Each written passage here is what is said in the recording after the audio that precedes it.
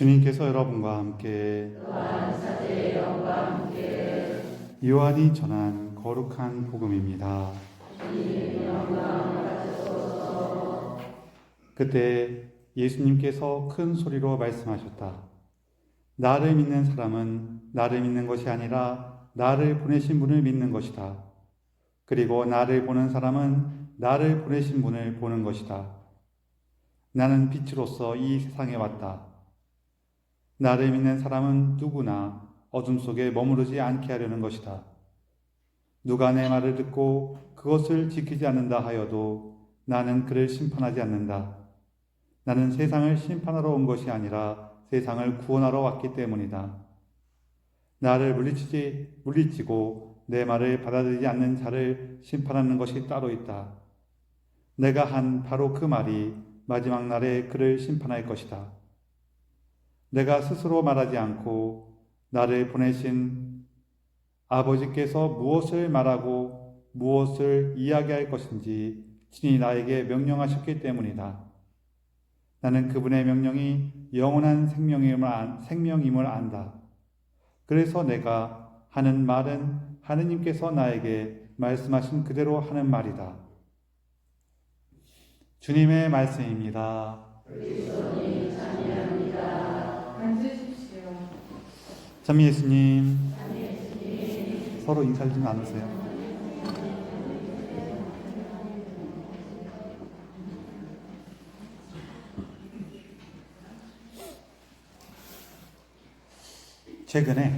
최근에 그 미국 정부, 특별히 이렇게 미국 정부하고 교황님하고 조금 뭔가 갈등이 있었던 것들이 막 뉴스에 보도됐어요. 특히 현재 미국에서 좀 무료 그룹을 해결하려고 하는 역할을 많이 보이다 보니까 교황님께서 좀 이렇게 좀 거기에 대해서 비판하시고, 꼭 그거 미국만 갖고 비판한 건 아니에요. 교황님은 항상 전 세계에서 전쟁이 일어나거나 폭력을 쓰는 거에 대해서 항상 이렇게 뭐라고 하시는데, 항상 거기에 대해서 이렇게 비판의 말씀을 하시는데, 이제 사람들이 참 재밌어요. 뭐가 재밌냐면은, 항상 재밌다고 얘기할 때 여러분, 막 웃기다는 뜻은 아니에요. 둘이 싸웠어요. 그러면 선생님이 와갖고 둘한테 다 뭐라고 하거든요. 근데 쟤한테 뭐라고 할 때는 안 듣고 있다가 자기한테 뭐라고 할 때만 들어. 그래도 그 뭐라 그래요? 선생님은 나한테만 뭐라 그러고 지 편만 들어. 맨날 이래요. 이런 거 많이 우리가 일상에서도 만나죠. 그러면서 이제 그때 언론에 좀 크게 보도된 사건 중에 하나가 뭐였냐면은, 미국 특정 부서하고 미국에 있는 바티칸 대사하고 만나서 얘기하면서, 이 미국 관료가 바티칸 대사한테 막 우리가 바티칸에도 무력을 쓸 수 있다는 식으로 막 얘기를 하면서, 기사에는 이제 아비뇽 뉴스 얘기가 나왔어요. 근데 물론 나중에 이제 다른 사람들이 확인해 보니 미국 관료도 난 그런 얘기 한 적이 없다 그러고, 그 바티칸에 있는 그 대사님도 그런 거 아니라고, 이렇게 그런 언론에 나간 것 같아 그런 얘기를 하지 않았다고 이렇게 둘 다 부정을 했기 때문에, 아마 그거는 뭐 분위기 뉘앙스가 조금 이상했을 수 있어도 서로 부정했기 때문에 그거는 일단은 그냥 루머인 것 같긴 해요. 이게 있잖아요, 여러분. 우리가 다른 사람하고 뭐 얘기할 때 누가 우리 소식을 줬는데 내 흉을 봤대. 자꾸 내가 화가 나고 막 다 걔한테 너 내 흉 봤다며. 딱 그러면 상대방이 무슨 소리야, 나 아니야. 이렇게 얘기할 때가 있거든요. 그럼 이 사람이 흉을 봤을까요, 안 봤을까요? 안 봤어요. 그건 몰라요, 사실은. 흉 보고 나서도 거짓말하는 걸 수도 있고, 진짜로 흉 안 봐갖고 너무 억울해서 하는 걸 수도 있어요. 근데 그거는 모르지만 우리가 확실히 알 수 있는 건 뭐냐면은, 이 사람이 내가 물었더니 자기는 흉 보지 않았다고 얘기한 건 확실해요. 그렇죠?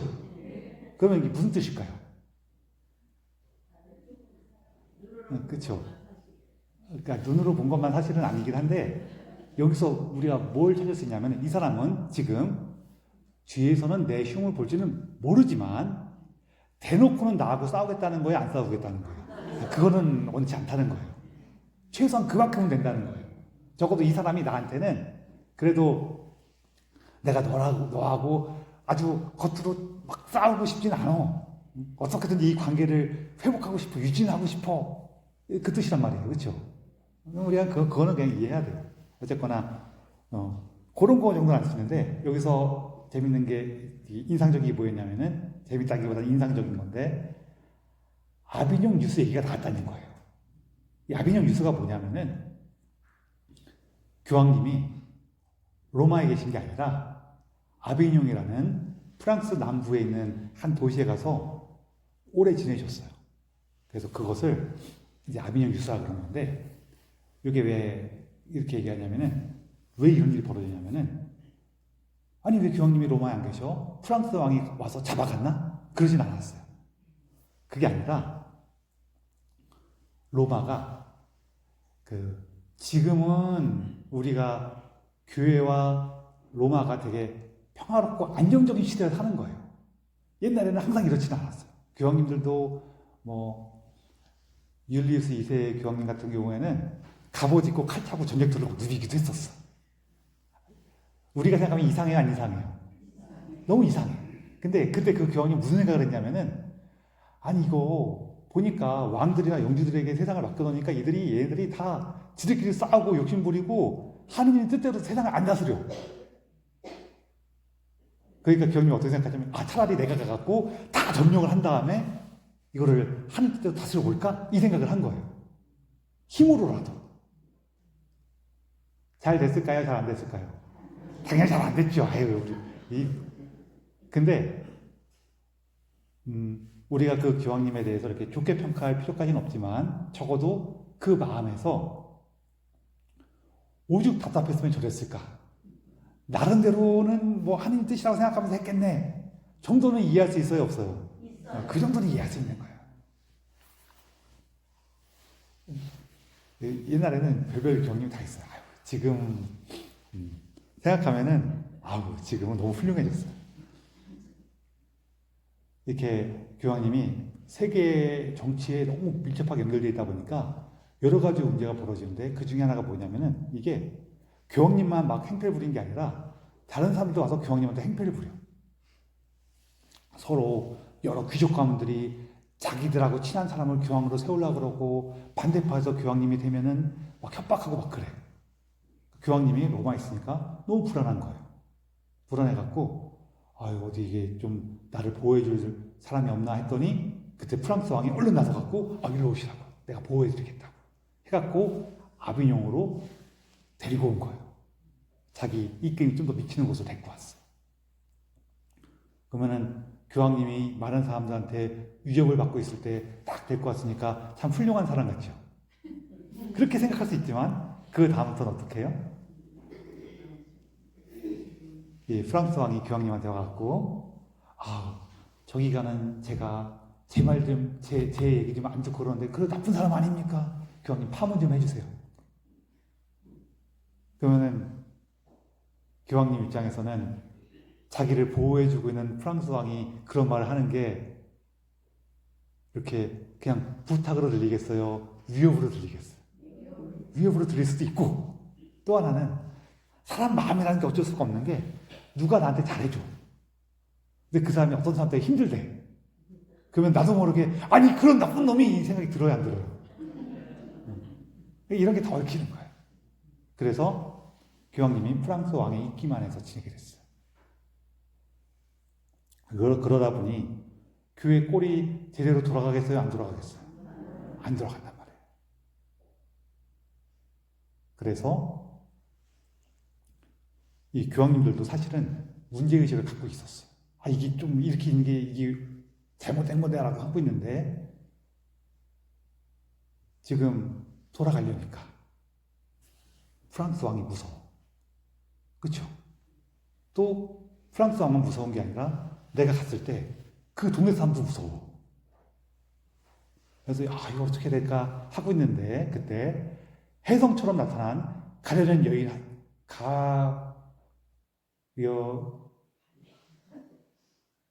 뭐라고 그래? 가련인? 제가 지금 제대로 안 하고 한국말 하고 있어요? 좀 많이 이상한데? 가냘픈 여인 한 명이 교황님을 막 야단치는 거예요. 야단치는데 그것도 뭐라고 하면 야단치냐면은 아빠, 우리 아빠 이러면서 막 야단을 쳐요. 그러니까 교황 성하 이러면 아니면은 야 교황 놈아 그런 것도 아니고 우리 아빠 이러면서 뭐라고 야단치냐면은 용기 좀 내라고. 싸나이가 그게 뭐냐고. 누구예요? 카타리나 성녀예요. 카타리나 성녀는 이미 명성이 많이 있긴 있었어요.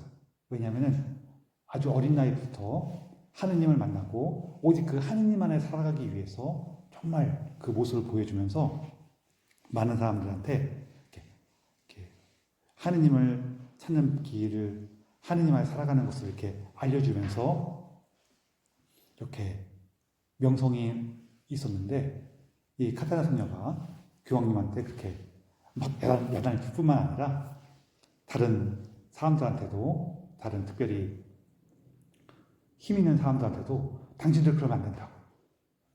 우리가 하느님의 뜻을 생각해야지 자기 욕심 안에서 그렇게 살면 어떻게 하냐고 막 야단도 치고 좀 달래기도 하고 그러면서 교황님이 로마로 돌아올 수 있게 그 길을 열었어요. 그래서 사실 이때가 카타리나 성녀가 되게 젊을 때거든요. 한 20대예요. 이분이 33살에 돌아가셨기 때문에 굉장히 어릴 때인데 그때 그 교황님도 야단치고 막 그랬어요.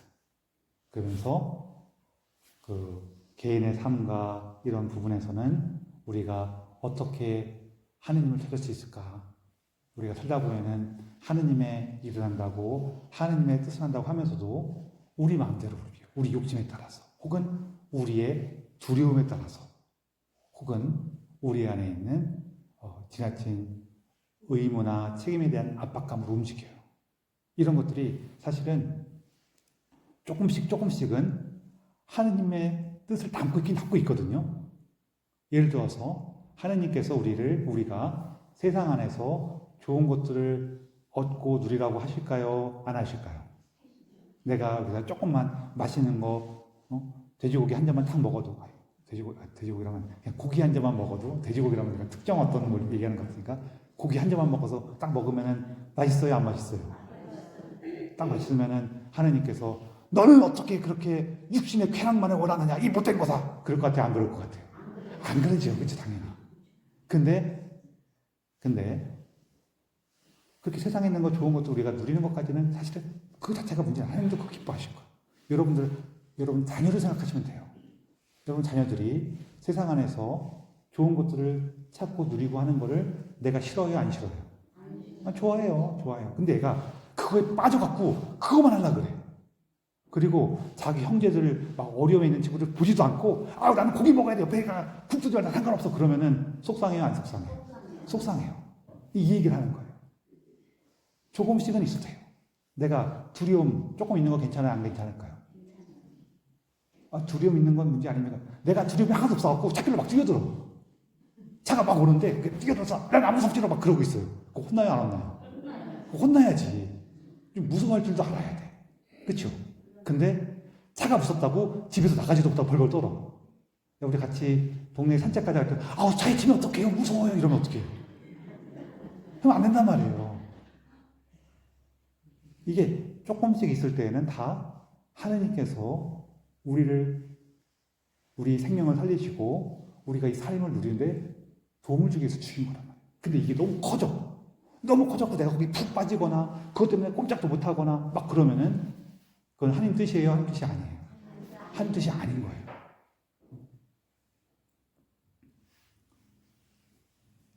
그래서 이렇게 우리가 여러 가지 것들에 내가 푹 빠져갖고 혹은 거기 꽉 매여갖고 살아가는 거는 하나님께서 원치 않으시는 거예요.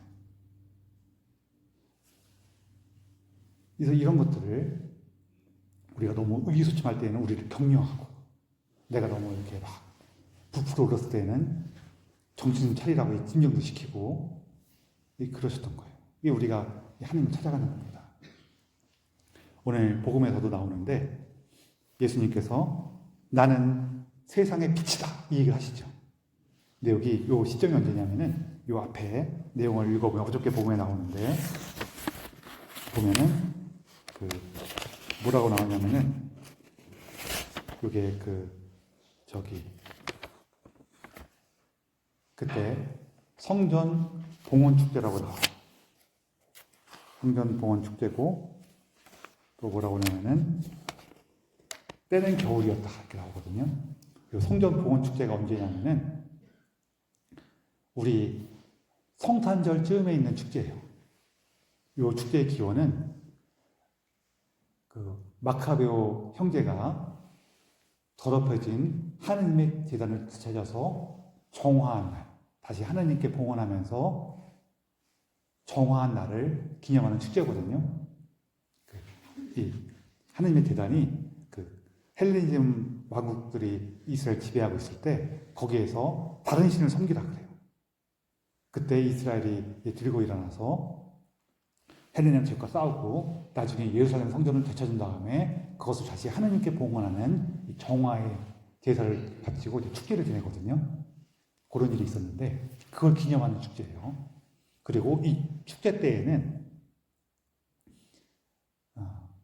특별한 게 뭐라냐면요, 우리 이스라엘 사람들 하면은 이렇게 가지가 달린 그 촛대에다가 불을 켜고 있는 거 아시죠? 보신 적이 있으신 분도 있을 거예요. 모르신 분도 계시겠지만 물론 영화 같은 거 보면 유전들 나오면은 이렇게 딱 해갖고 이렇게 해갖고 이게 촛대가 있는데 이렇게 가지가 달린 촛대가 있어요. 보신 적 있죠? 영화나 이런 데서 보실 수가 있을 거예요. 그거 장식을 써요. 그 촛대에 8일 동안 불을 밝히는 게 이때 하는 축제예요. 이때 있으면 축제. 물론 그 촛대 다른 데도 할 수 있지만 이 축제 때 그거래요. 그거를 이제 큰 촛대를 만들어 놓고 8일 동안 불을 밝혀요. 이 8일 동안 불을 밝히는 이유도 전설에 의하면은 이 성전을 되찾았을 때 하느님께 불을 밝혀서 둬야 되는데 기름이 하루치밖에 없는 거예요. 하루치밖에 기름이 없는데 어떻게 하냐면서 그 등불을 켜놨는데 이 등불이 8일 동안 켜 있었대요. 그래서 그런 전설이 있어 전해지는 얘기가 있어서 8일 동안 그 촛대에 불을 밝혀요. 그래서 이렇게 이 불을 밝히는 축제를 하거든요. 그래서 예수님께서 내가 세상의 빛이다 이 얘기를 하시는 거예요. 너희가 하느님을 타면서 불을 밝히는데 그 빛이 바로 누구예요? 예수님이시라는 거예요. 우리가 세상 살아가면서 이게 하는 뜻인가? 저게 하는 뜻인가? 그러면서 막 산단 말이에요. 그때 우리 마음의 나름대로 이게 좋은 거야, 저게 좋은 거야, 막 이런 게 있어요. 그래서 그런 것들을 안에서 살아가는 거는 어떻게 보면은 자연스러운 거긴 해요. 사람은 앞을 잘 모르니까. 여러분, 우리가 다 경험해봤지만 우리가 저지르면서 실수하거나 이렇게 좀 나쁜 행동을 하거나 할 때 우리 어떻게 해요? 내가 이제부터는 실수해야지 하면서 실수해요. 또 내가 지금 나쁜 짓을 해야지 하면서 나쁜 짓을 해요. 아니면은 나름대로 잘해보려고 그랬는데 하다 보니까 이게 잘못된 거고 실수한 거고 나쁜 짓인 경우도 있어요. 그렇죠? 내가 의도한 건 아니었어요. 제가 가끔 얘기하잖아요. 우리가 악한 행동을 하는 것은 내가 악해서 악한 행동을 하는 것보다 멍청해서 악한 행동을 하는 게 더 많다고. 그렇죠? 잘 생각해 보면은 내가 왜 그때 그렇게 나쁘게 했을까, 못난 행동을 했을까 해보면은 내가 정말로 나쁜 마음으로 했냐 해보면은 그게 아니라 내가 그게 나쁜 마음인지도 모르고 멍청해서 한 게 더 많아요. 그렇죠? 아니에요? 감사합니다. 저는 혹시 나만 멍청한 거였나 그런 거예요. 그러다 보면은 행동하고 나면은 거기에 따르는 어떤 부담이 있거나 책임이 있거나 그래갖고 우리 요즘 친구들이 얘기하는 것처럼 멍청 비용을 치르게 돼요. 멍청 비용이 뭔지 아세요? 멍청해서 저지른 일에 대한 그 비용을 내가 치른다는 거예요. 그 책임을 내가 지게 된다는 거예요. 이 멍청 비용이. 저 그 말 너무 재밌어요. 우리 삶에는 멍청 비용이 참 많아. 물론 이게 아주 직접적으로는 예를 들어서 내가 우리 전철 시간을 헷갈려갖고 나갔는데 벌써 갔대. 그리고 내가 시간 맞춰 가려니까 택시 타고 갔어. 그럼 전철 값으로 갈 수 있는 거를 택시 값으로 가니까 멍청 비용이라고 이런 걸 얘기하긴 하는데, 이런 게 멍청 비용이에요, 원래는. 근데 그렇게 아주 물질적인 것뿐만 아니라, 직접적이고 물질적인 것뿐만 아니라 우리 삶이나 마음에서 벌어지는 것들도 그런 게 꽤 돼요. 그렇죠?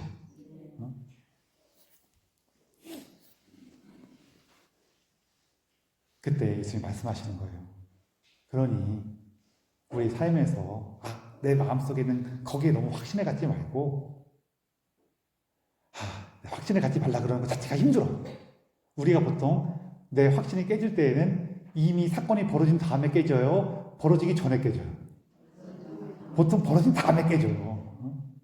내가 처음에 이게 좋은 것 같아, 나도 좋은 마음을 하고 있어, 이러다가 막 하다가 문제가 벌어진 다음에야, 혹은 문제의 낌새가 보인 다음에 이게 아닌가? 그런단 말이에요. 그렇죠? 그래서 이제 여러분, 내가 뭔가 어려움을 겪고 얻어 터지고 문제가 벌어진 다음에 내가 왜 그랬을까라고 그제서야 깨닫게 되는 거에 대해서 너무 자책하지는 마세요. 원래 그래요, 그거는. 그거 한번 얻어 터지지 않으면은 문제가 있다는 것 자체를 몰라, 사람이. 아니, 솔직히 그래요, 안 그래요? 감사합니다. 제가 또 걱정이 돼서 그래요. 나만 그런가 싶어갖고. 다른 분들 다 잘 어려운 피해가 잘 사시는데 나만 여기 빠졌다 저기 빠졌다 그래서 살았나 하고 싶어갖고 좀 불안했어요. 그래갖고 우리가 제가 종종 말씀드린 것처럼 그거 있잖아요. 우리가 그걸 다 들어보면 내가 옛날에 왜 그랬을까? 아이고 내가 왜 옛날에 그렇게 어리석게 그랬을까? 아이고 내가 옛날에 왜 이걸 생각 못했을까? 라고 후회하거나 아쉬워하는 경우들이 있는데, 다시 한번 곰곰이 생각해 보면은 그때 그 문제를 겪었기 때문에 내가 이제야 깨달은 거란 말이에요. 그 문제를 안 겪었으면은 지금도 여전히 어리석었을 거예요. 이런 게 너무 많아요. 그래서 그때 깨졌을 때, 문제를 겪을 때, 그때서야 비로소 이게 하나님의 뜻이었구나. 내가 하나님의 길을 벗어나서 스스로 어려움을 짊어지고 있었구나 하는 걸 겪는 거예요. 제가 이미 말을 많이 해서 할까 말까 했는데, 여러분 오늘도 망했다 그러세요. 1도에 보면은 사실 어저께 한 얘기여서 오늘 하지 말까 그랬는데, 어저께 안 오신 분들 많이 계시니까 1독서에 보면 사도 바오로가 안티오키아에서 활동하시면서 이제 사도로 뽑히셔서 복음을 전하게 되는 그 첫 번째 전교 여행을 가는 그 내용이 나와요. 사도 바오로의 생애가 너무 재밌어요.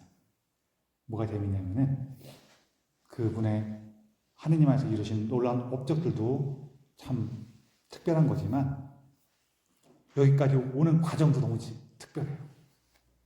사도 바오로는 우리가 알다시피 하느님에 대한 열정으로 저 하느님을 모욕하는 못된 것들을 내가 다 잡아서 가두리라 하면서 다마스커스 왔죠.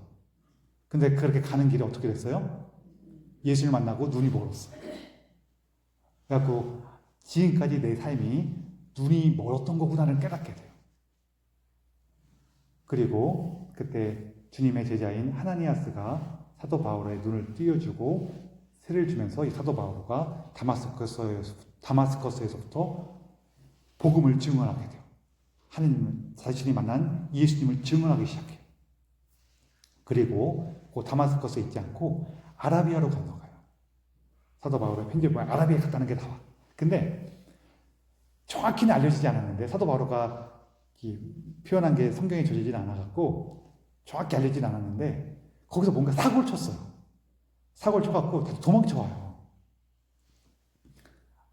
아마도 거기서 막 예수님을 증언하고 복음을 전하다가 그 고을에 있는 유다인들의 반감을 사거나 혹은 거길 다스리는 그 지배자한테 뭔가 이렇게 반감을 샀던 것 같아요.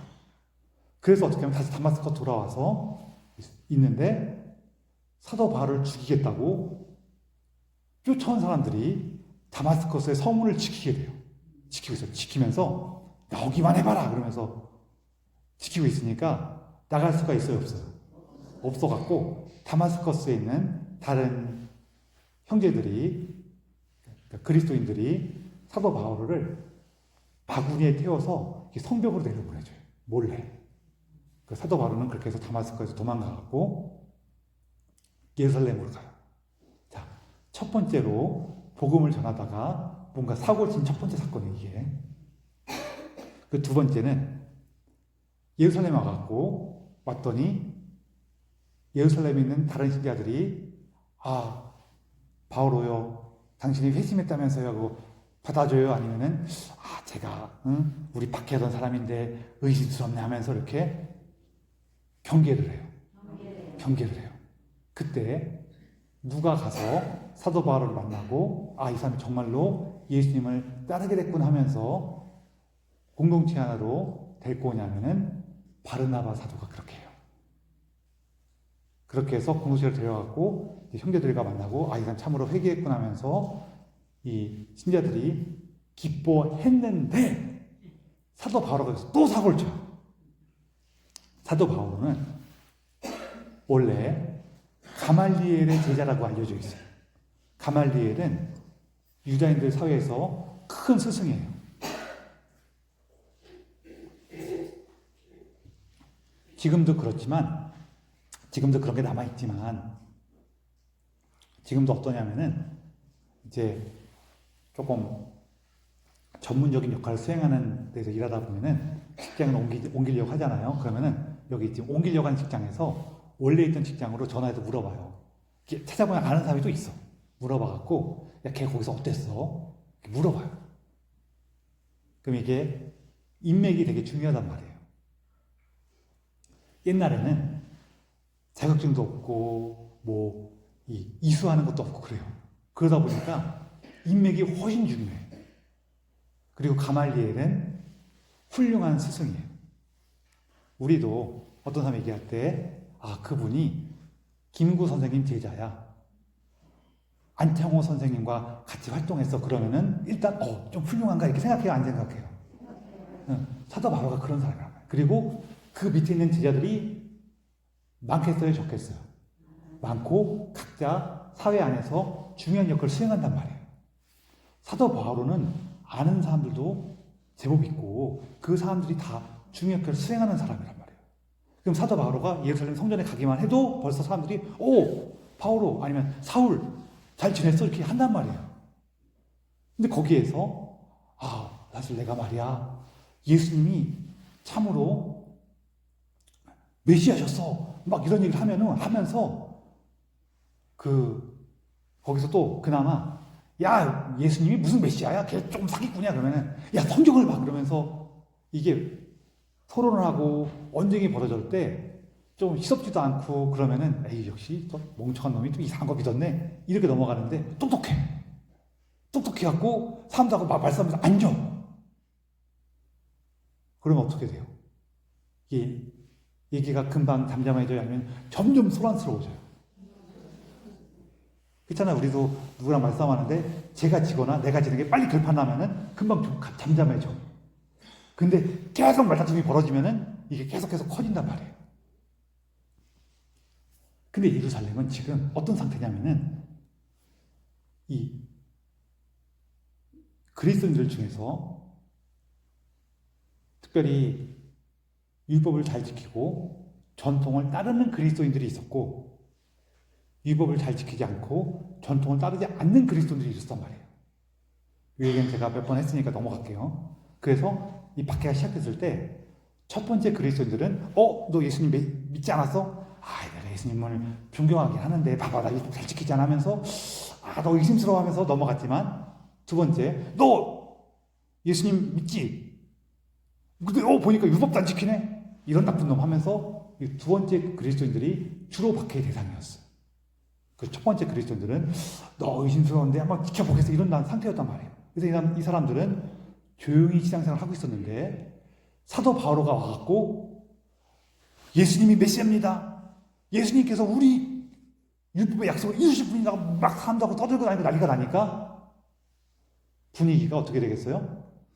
저 의심스러운 놈들 진짜 아니었네 하면서 분위기가 다시 흉흉해진단 말이에요. 그러니까 조용히 있었던 요 그리스도인들이 볼 때 이 사도 바오로는 골칫덩어리예요? 아니에요. 골칫덩어리예요. 그래서 사도 바오로를 고향으로 보내버려요. 두 번째로 사고 친 거예요. 그래서 고향에 가서 고향인 타르수스에 가고 되게 오래 보내요. 사람에 따라서는 일단 5년 이상, 뭐 10년까지도 보내시는 분도 계셔요. 날짜를 정확히 추정하기가 어려운데 대충 몇 년씩 고향에 가서 지내요. 사도 바오로는 고향에 가서 지내면서 어떻게 생각했을까요? 내가 하느님의 뜻을 돌아보면서 찾아야 될 시기가 됐구나라고 생각했을까요? 아니면은 사도 바오로는 그러셨겠지만 저였으면은 이것들이 내가 이렇게 열정적으로 복음을 전하는데 지금 목숨 위험하다고 아깝다고 겁쟁이들처럼 저런다고 하면서 예수님을 만나지도 못한 나는 이렇게 열정이 뛰어나고 목숨을 내바칠 준비가 돼 있는데 쟤네들은 비겁하고 지 목숨 살리겠다고 하느님을 증언을 안 해? 나쁜 것들 하고 저라면 생각을 했을 거예요.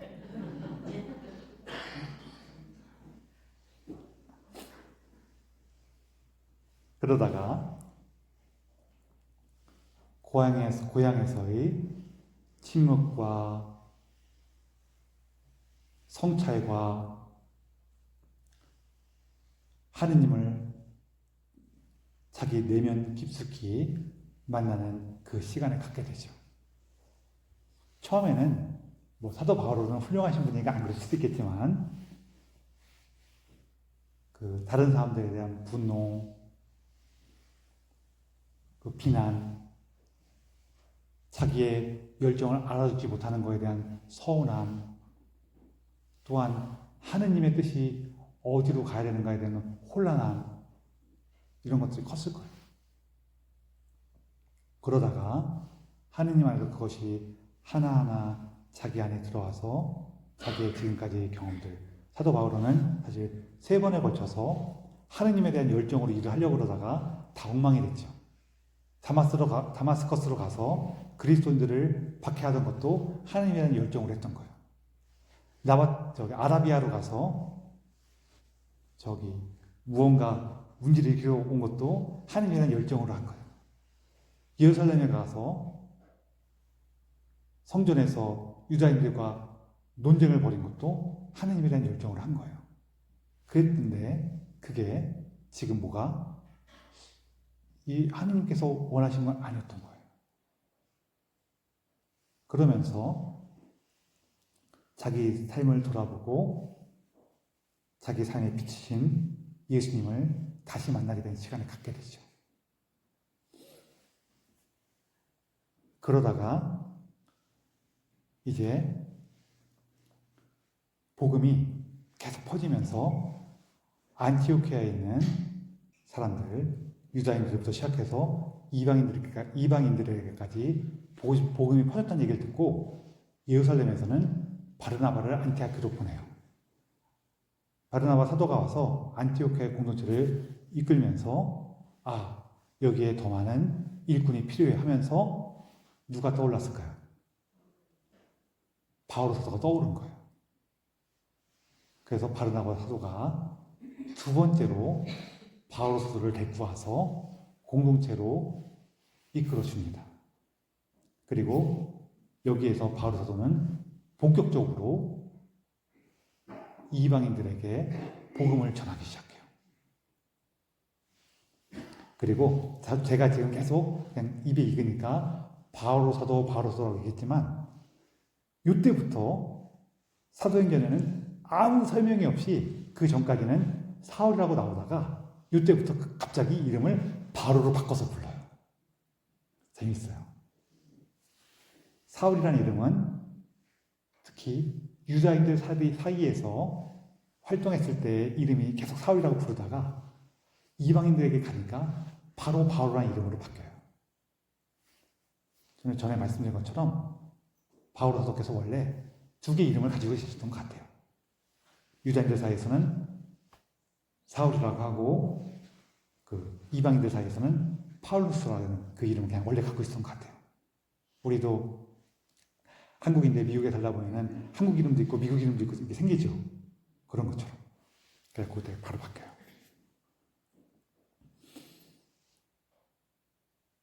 그래서 이 사도 바울께서 오늘 독서에 나오는 것처럼 주님의 일꾼으로 뽑힐 때 그냥 갑자기 뚝 떨어진 게 아니라 여러 가지 경험들, 특히 실패를 겪고 어려움을 겪었던 그 경험들 안에서 성장하게 되죠.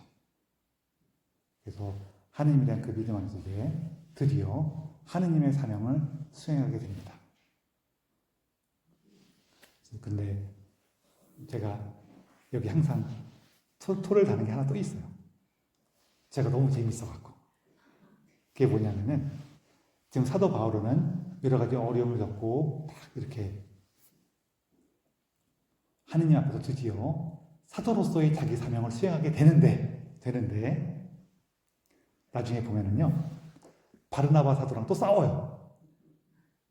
참 재밌죠? 왜 재밌냐면은 사도 바울을 생각해 보세요. 자기가 소외됐을 때, 자기가 홀로 남겼을 때 바르나바 사도가 2번이나 공동체를 데리고 왔어요. 그러면은 아무리 바르나바 사도가 마음에 안 드는 게 있다고 하더라도 인지상정, 웬만하면은 그 말 따라줄 법도 하잖아요. 그렇죠? 근데 그때 벌어진 문제가 이 마르코에 대한 문제였는데 이 열정에 대한 문제였어요. 바르나바 사도는 그걸 받을 수가 없었어. 아니, 바울 사도는. 그래서 그것 때문에 이제 갈등 끝에 갈라서게 되는데 제가 왜 이게 인상적이냐면은 특히 2가지 부분이에요. 하나는 바르나바 사도도 오랫동안 교회에서 활동하면서 깊은 믿음을 가진 신앙인이었어요. 바로 사도도 하느님 안에서 많은 것을 겪고 경험하고 성장해서 깊은 믿음을 가진 신앙인이었어요. 그렇죠? 근데 둘이 싸워요, 안 싸워요? 싸워요. 바울 사도는 그냥 간단하게 얘기해서 바울 사도는 하느님 안에서의 열정과 충실함이 더 중요했어요. 바르나바 사도는 그러나 다시 한번 받아주는 자비하심이 중요하다는 거예요. 그랬어요. 그래서 갈등이 겪고 둘이서 싸워요. 그럼 둘이 싸우면 돼요, 안 돼요? 그렇죠. 근데 싸워서 어떻게 되냐면은 복음이 더 널리 퍼지게 됐어요. 이게 뭔 소리냐면은 원래 바오로 사도하고 바르나바 사도가 한 팀이었는데 둘이서 같이 다닐 때도 물론 좋지만 둘이서 갈라져서 따로 가니까 이제는 한 팀이 어떻게 됐어요? 2팀이 됐어요. 복음을 전하는 것이 2팀이 됐어요. 그래서 제가 뭐가 특별하게 기억하냐면은 지금 얘기해요. 우리가 믿음을 가지고 있더라도 서로 갈등을 겪고 다투는 일이 생길 수가 있어요, 없어요? 있어요. 그리고 2번째는 그 갈등을 겪고 다투더라도 하나님께서는 그걸 가지고 더 훌륭한 일을 이루실까요? 안 이루실까요? 이루신단 말이에요. 우리 연약함과 부족함을 다시 하느님의 은총으로 충만하게 하시는 분이 하느님이시라는 거예요. 그래서 예수님만이 세상의 빛이에요. 우리의 잘못들, 부족함들을 돌아보게 할 뿐만 아니라 우리 연약함을 새롭게 하셔서 다시 은총을 이루시는 분이에요.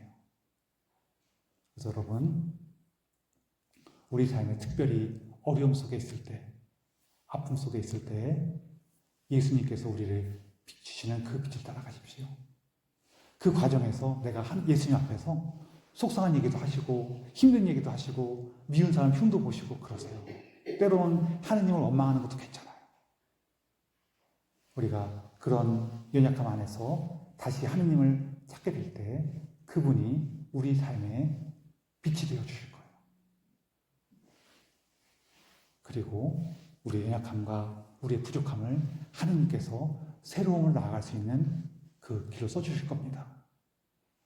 항상 우리 삶에 새로운 빛을 주시는 예수님을 기억하고 감사하면서 또 그분께 우리 삶에 빛을 비춰주시고 우리가 그 빛을 더 빨리 알아볼 수 있기를 청하면서 이 비사를 봉헌합시다.